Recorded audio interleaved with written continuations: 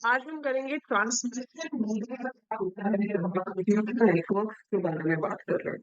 तो computer network में आपके जो कंप्यूटर्स हैं जिनको कनेक्ट करके हम एक नेटवर्क बना रहे हैं, those computers need to be connected with each other.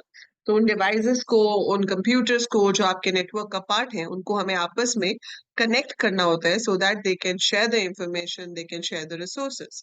और जिस मीडिया की हेल्प से वो आपस में कनेक्ट होते हैं उसे ट्रांसमिशन मीडिया कहा जाता है। सो अगर हम ब्रॉडली क्लासिफाई करें ट्रांसमिशन मीडिया को, तो ट्रांसमिशन मीडिया आपका दो तरह का होता है, गाइडेड एंड अनगाइडेड। गाइडेड को हम वायर्ड मीडिया भी कहते हैं और अनगाइडेड को वायरलेस मीडिया कहते हैं। तो जहां पर केबल यूज नहीं होती है वो आपका अनगाइडेड या फिर वायरलेस मीडिया है, और जहां पर केबल यूज होती है वो आपका गाइडेड या फिर वायर्ड मीडिया है। ये आपका सेकेंड चैप्टर जो है टेनेनबर्ग में, जो कंप्यूटर नेटवर्क्स की आपकी बुक है, सेकेंड चैप्टर में ये सारी थ्योरी इसकी आपको दी हुई है। I'm going to explain you the basic concepts used in this. ठीक है? So purpose of the physical layer is to transport a raw bit stream from one machine to another. तो यही काम है फिजिकल लेयर का कि जो भेजा जा रहा है डेटा जो भी है वो 0 1 उसको रिसीवर के पास लेके जाना है सेंडर से। ठीक है? Various physical media can be used for the actual transmission. Each one has its own niche in terms of bandwidth, delay, cost and ease of installation and maintenance. तो यही क्राइटेरिया होते हैं जिसके बेसिस पे हम डिसाइड करते हैं कि हमें कौन सा ट्रांसमिशन मीडिया यूज करना चाहिए। ठीक है? कि आपको देखना पड़ेगा कि उसकी कॉस्ट क्या है, उसकी बैंडविड्थ, बैंडविड्थ का मतलब होता है capacity of the channel to carry the data, कि आपका जो एक जो भी चीज आप यूज कर रहे हो वो कितना डेटा एक टाइम पे कैरी कर सकता है, उसकी स्पीड कैसी है, उसका कॉस्ट कितना एक्सपेंसिव है, ठीक है क्या है, हाउ इट इज इजी और difficult to install and maintain. तो ये सब चीजें मैटर करती हैं। मैग्नेटिक मीडिया जो है, this is also one of the ways to transport the data, पर it's not for computer networks, right. इन्होंने मैग्नेटिक मीडिया यहाँ पे बताया है कि आप चलो पेन ड्राइव में एक कंप्यूटर से दूसरे कंप्यूटर पे डेटा ले गए, या आप उसको सीडी में ले गए, या पोर्टेबल हार्ड डिस्क में ले गए। So this can be done, but this is not a transmission media for computer networks, but yes it can be use to carry data from one place to another pair other place. So अब हम actual transmission media की जब बात करते हैं, तो transmission media में हमारे पास गाइडेड और अनगाइडेड। गाइडेड में आपके पास वायर्स होती हैं। अब वो वायर्स भी दो तरह की है, we have copper wires and we have fibre optic. Copper से बनी हुई तार को कॉपर वायर कहते हैं, और जो आपकी वायर ग्लास से बनी होती है, ठीक है, उसे हम फाइबर ऑप्टिक कहते हैं। कॉपर के अंदर फिर से ऑप्शंस है हमारे पास, we have twisted pair and coaxial cable. Twisted pair जो है वो आपकी बहुत ही ट्रेडिशनल, बहुत ही पुराने टाइप की केबल है जिसमें बहुत थिन कॉपर वायर्स यूज होती हैं, ट्विस्टेड अराउंड ईच अदर। और वो ट्विस्टेड इसलिए होती हैं ताकि वो आपके पास आपके जो सिग्नल्स हैं उसमें जो क्रॉस टॉक है, मतलब जो डिस्टरबेंस है, उसको कम से कम कर सके। ठीक है? So a twisted pair consists of two insulated copper wires, typically about 1 mm thick. The wires are twisted together in a helical form just like a DNA molecule. Twisting is done because the two parallel wires constitute a fine antenna. So when the wires are twisted, the waves from different twists cancel out. तो उनके बीच में जो radiation है वो cancel हो जाती है, वो एक दूसरे को डिस्टर्ब नहीं करती है। सबसे ज्यादा ये यूज कहाँ पे होती है? टेलीफोन सिस्टम में। जो लैंडलाइन टेलीफोन सिस्टम्स पहले यूज होते थे उसमें ट्विस्टेड पेयर केबल्स यूज होती थी।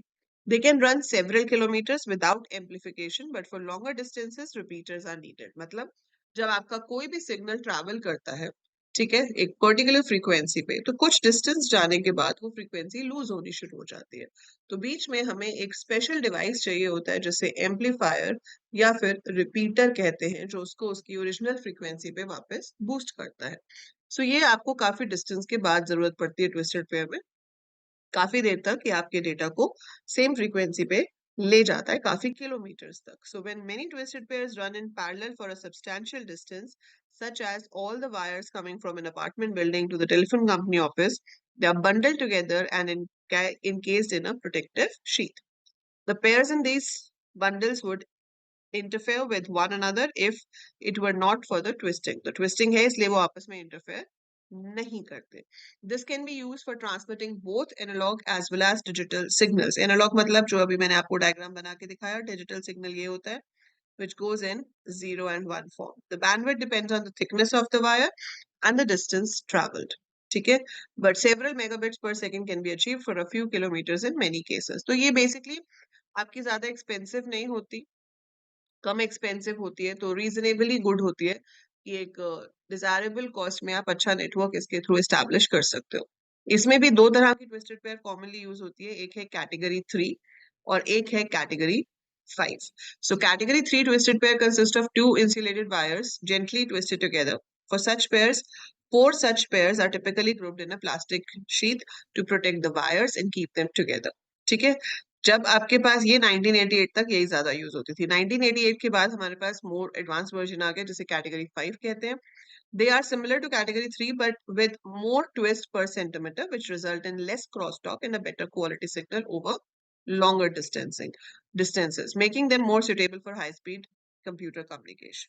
ठीक है, सो जैसे जैसे है वो बढ़ता गया, उसके बाद यूटीपी आ गई, that is unshielded twisted pair. उसके ऊपर शील्ड नहीं होती, इकट्ठे उनको वैसे ही ग्रुप करके हम बेच सकते हैं। तो ये डायग्राम आप बनाएंगे जब आप एक्सप्लेन करेंगे कि आपकी ट्विस्टेड पेयर केबल्स क्या होती है।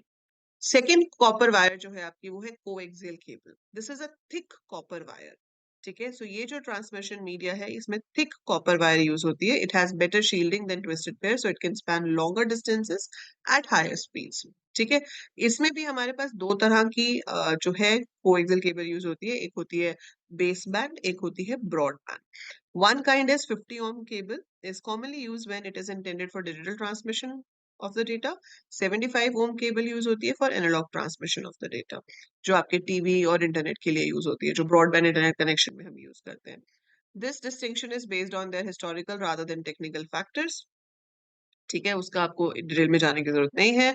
ये इसका डायग्राम है जो आप बनाने की प्रैक्टिस कर सकते हैं कि सबसे अंदर कॉपर कोर है, उसके ऊपर इंसुलेटिंग मटेरियल, उसके ऊपर कंडक्टर है और उसके ऊपर आपकी प्रोटेक्टिव प्लास्टिक शीट है। The construction and shielding of the coaxial cable give a good combination of high bandwidth and excellent noise immunity. The bandwidth possible depends on the cable quality, length, and signal to noise ratio of the data signal. ठीक है, इसमें आपके पास जो cables हैं वो 1 gigahertz तक की speed आपको दे देती है। ऊपर हमने पढ़ा था वो 1 मेगा तक देता है, ये आपको गीगाहर्ट्ज तक दे देता है। और ये ज्यादातर कहाँ यूज होता है? केबल टेलीविजन और मेट्रोपॉलिटन एरिया नेटवर्क्स बनाने के लिए। Then comes your fiber optic cable. This is a very thin wire made up of glass and the data is transferred in the form of light. So since light की form में data transfer होता है तो इससे fast तो कुछ हो ही नहीं सकता। ठीक है, so in the race between computing and communication, communication won, और ये जो है आपके पास ये आपको प्रोवाइड करता है इनफाइनाइट बैंडविड्थ।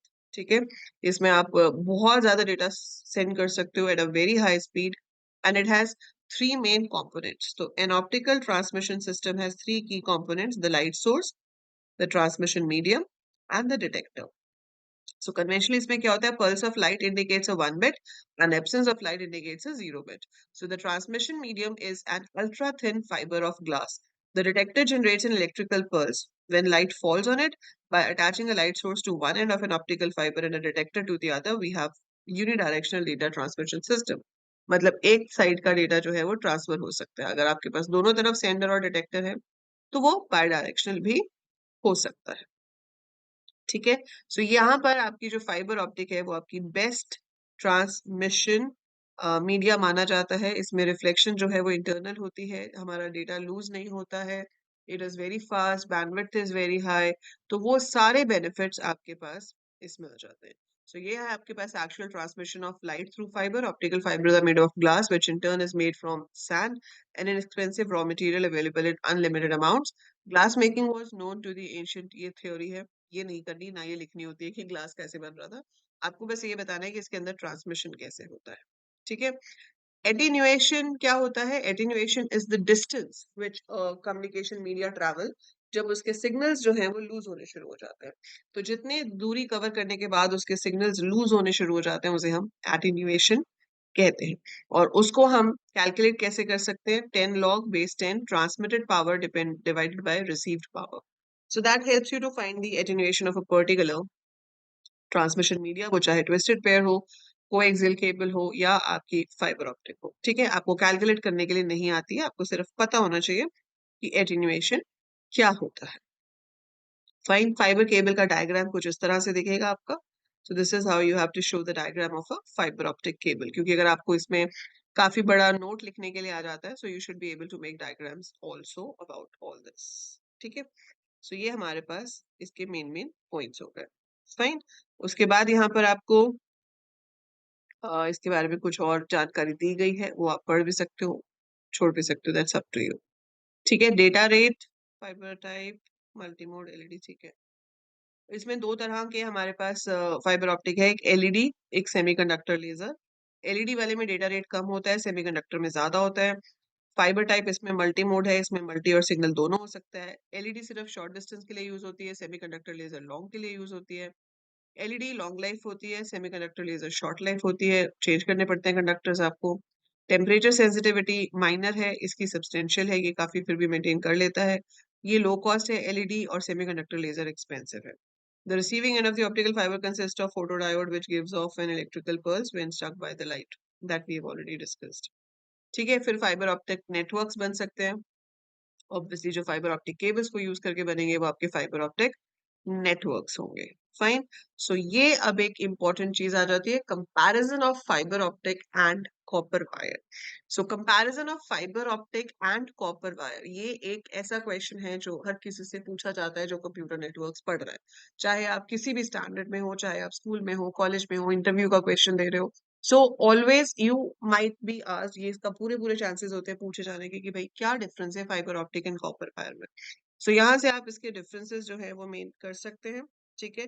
कि स्पीड का डिफरेंस है, बैंडविड्थ का है, एटेन्यूएशन का डिफरेंस है, क्रॉस टॉक नहीं होती है, डेटा सिक्योरिटी का डिफरेंस है, and obviously installation and maintenance जो है वो कॉपर वायर की इजी होती है, फाइबर ऑप्टिक की मुश्किल होती है. एंड फाइबर ऑप्टिक एक्सपेंसिव है, बाकी दोनों उतनी एक्सपेंसिव नहीं है, लेकिन उसके अलावा जितनी चीजें हैं वो सब फाइबर ऑप्टिक में अच्छी हैं.